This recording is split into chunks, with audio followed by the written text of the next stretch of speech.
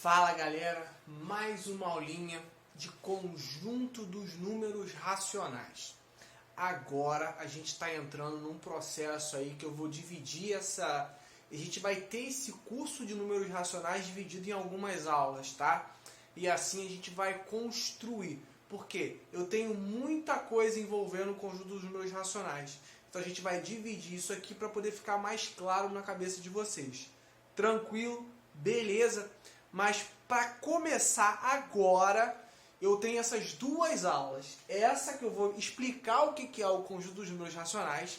E a próxima aula vai ser sobre fração geratriz. Aí vocês vão ficar por dentro do universo do que é o conjunto dos números racionais. Não se inscreveu ainda? Se inscreve no canal, toca o sininho, segue a gente lá no Instagram e acredita! Já deu tudo certo.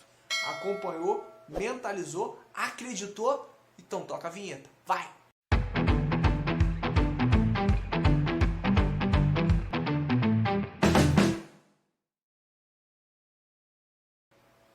Acompanha comigo agora o seguinte, olha só.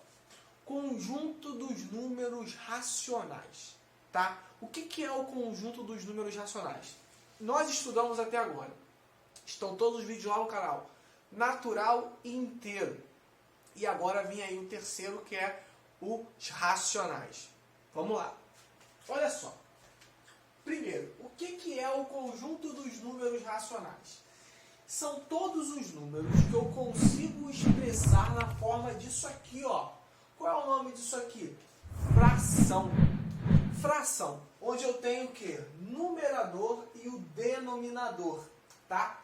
Tal que o meu denominador não pode ser igual a zero. Ele precisa ser diferente de zero. Então, ó, acompanha comigo, de novo. Esse aqui eu chamo de numerador, ó. E esse aqui eu chamo de denominador. Vai ter mais aulas, ou melhor, terão novas aulas sobre frações no nosso canal. Fica acompanhando aí, tá? Aí olha só, numerador e o denominador. O meu denominador precisa ser diferente de zero, tá? Por quê? Toda fração ela é representada como sendo uma razão. E uma razão é o que, Adriano? Razão é uma divisão. Então o que eu estou falando para vocês? Que o meu A, ele divide B. Conseguiu pegar isso? Tranquilo, né? Por que o B não pode ser igual a zero? Porque se esse B for zero, como é que eu vou dividir alguém por zero? Isso aqui não pode acontecer. Tranquilo? Então, olha só, galera, vem comigo aqui no seguinte. Aqui vocês estão acompanhando que eu tenho uma reta numérica, tá? Se eu tenho que os racionais podem ser expressos na forma de fração, eu crio um leque de opções de números que eu posso trabalhar agora. Lembra? Os naturais eram números o quê? Somente positivos e daquela ordem, daquela sequência. Os inteiros é porque eu tinha necessidade de acrescentar parte negativa. Agora, quando eu me refiro aos números racionais, eu estou trabalhando com um intervalo entre cada número que eu tinha trabalhado no conjunto anterior. Olha só que loucura. Vem comigo, olha só. Entre 0 e 1, dentro desse intervalo aqui, galera, olha só. Eu tenho infinitos números, não? Ó, esse aqui é positivo, ó. Isso aqui é meio, ó, 1, 3 meios, 2, 3. Ou seja, a gente entra agora num outro patamar de matemática. Como assim, Adriano, patamar de matemática? Olha que loucura. Lembra, os naturais não é um conjunto infinito? Natural é infinito, não é? Os inteiros não são outro conjunto, não são outro... Na verdade, eu tenho o seguinte, né? O inteiro não é a junção dos naturais com a parte negativa, que também é infinito, concorda? E os racionais? Ele entra tanto a parte positiva quanto a parte negativa e esse intervalo que eu tenho. Mas olha só, eu não acabei de falar que dentro desse intervalo eu tenho infinitos números?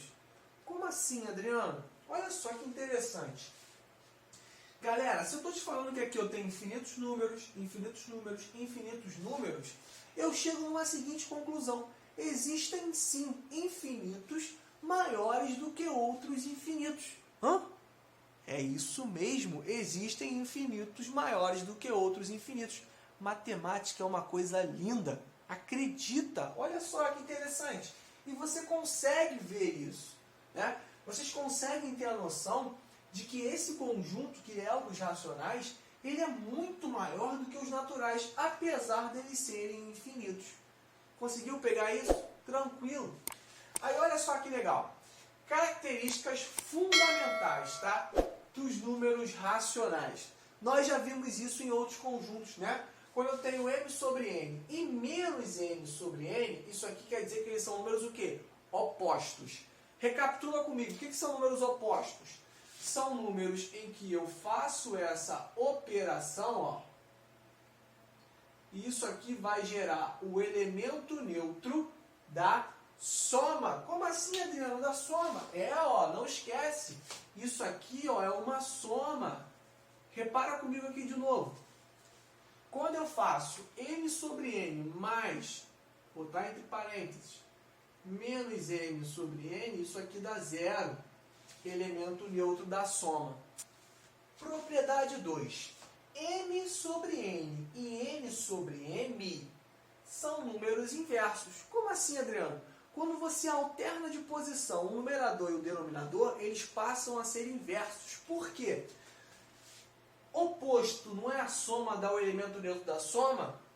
Com o inverso, eu vou ter o seguinte, ó, se eu fizer m sobre n vezes n sobre m, ó, cortei.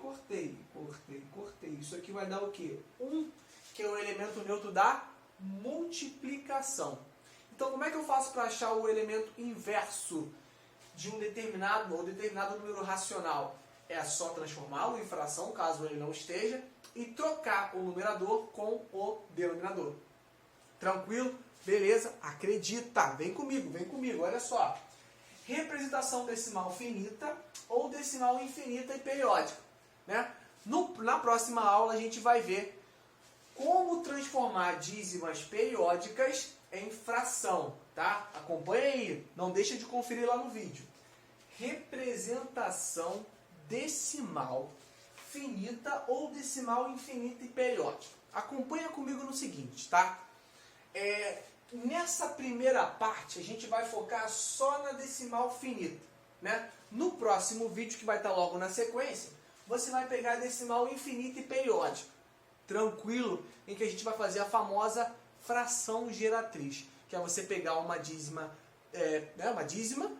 periódica, concorda? E vamos transformar em fração. Mas acompanha aí, é para a próxima aula. Por enquanto, a gente está na decimal finita. Decimal porque eu começo a trabalhar com vírgula. E finita porque ela tem, né? Ela fecha ali, ela não continua numa sequência. Tranquilo? Aí olha só. Como que eu faço, Adriano, para fazer essa divisão de 8 para 10? Nós estudamos, tanto nos naturais quanto nos inteiros, para fazer a divisão, para que ela aconteça, esse aqui tem que ser maior do que esse. Lembra? Porque se eu for montar isso aqui, ó, vai ficar o quê? 8 dividido para 10. 8 tem como dividir para 10? Não. Não dava. Não é isso? Agora a gente está trabalhando o quê? Com os números racionais. Agora tudo é possível. Acredita. Olha só. 8 não dá para dividir por 10, Adriano. Não daria. Porque agora a gente faz aquele esquema. Qual é o esquema que eu tenho que fazer? Eu acrescento um 0, e acrescento um 0 aqui. Certo? 80 dá para dividir por 10. Vai dar quanto? 8. Resto 0. Fechou. Está aqui a resposta bonitinha. O que eu estou dizendo? Que isso aqui e isso aqui é a mesma coisa representada de formas diferentes. Tranquilo, galera? Guardou isso aí? 3 dividido para 4. 3 dá para dividir para 4, Adriano? Claro que dá. Nos racionais tudo é possível. 3, o que eu faço se não dá? Acrescenta um 0, e um 0. 30 dá para dividir por 4? 30 não dá para dividir por 4, mas dá um número próximo. Quem é que multiplicado por 4 dá próximo a 30? Faz a tabuada. 4 vezes 1, 4. 4 vezes 2, 8. Continua. 4 vezes 5, 20. 4 vezes 6, 6 vezes 4, 24. 7 vezes 4, 28. Olha o 7 aqui, ó. Vai me dar resto 2.